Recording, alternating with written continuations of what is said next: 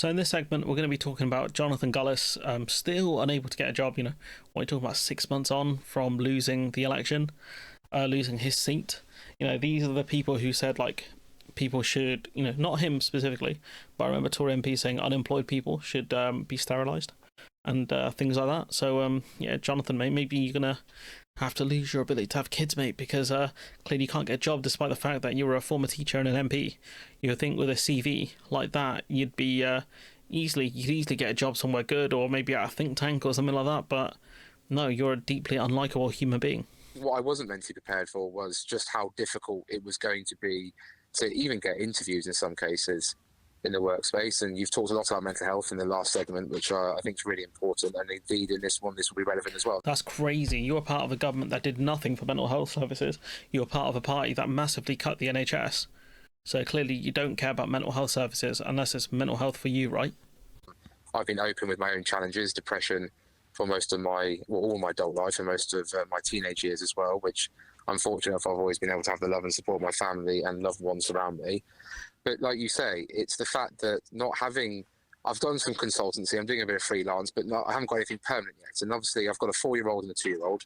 I've got a wife who's made incredible sacrifices in her own career to support my dream and ambition of being a member of parliament and serving the constituents of Stoke-on-Trent North. And now that uncertainty, of course, adds pressure, particularly at a time when, family and friends, and you want to give them gifts. If you guys didn't brick the economy so badly, you'd be in a much better position, pal.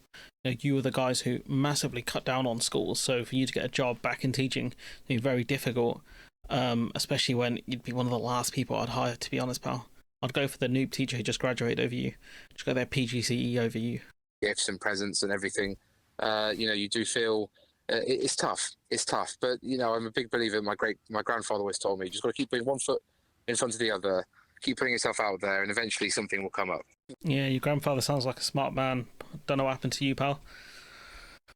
This guy, I despise him. I despise him. He was one of the worst of the Tories. I think there's a clip here of him like laughing or something. Like, just honestly, yeah, like you should feel some level of empathy for certain people, but for this goon here, for any of those Tories who cry about not being able to get work or whatever, right? You're part of probably the most hated Tory administration in a long time. I'm talking about Boris Johnson's government and the things after that, right? Even the goons under David Cameron and Theresa May weren't as hated as I think the end of the Truss Sunak Johnson kind of government was, because this lot really did a lot of damage to the economy, did a lot of damage to society as well, the way they dealt with COVID and other things. I'm so glad. No, I'm not glad actually he's struggling. That's wrong. But I pray that the education sector is sufficient enough where no one gets this man as a teacher. I would not want this man as a teacher, honestly. But anyways, I'm going to leave it there. Let me know what you think in the comments below. Like, comment, share, subscribe. Support the channel on Patreon if you can. And hopefully I'll see you in the next one.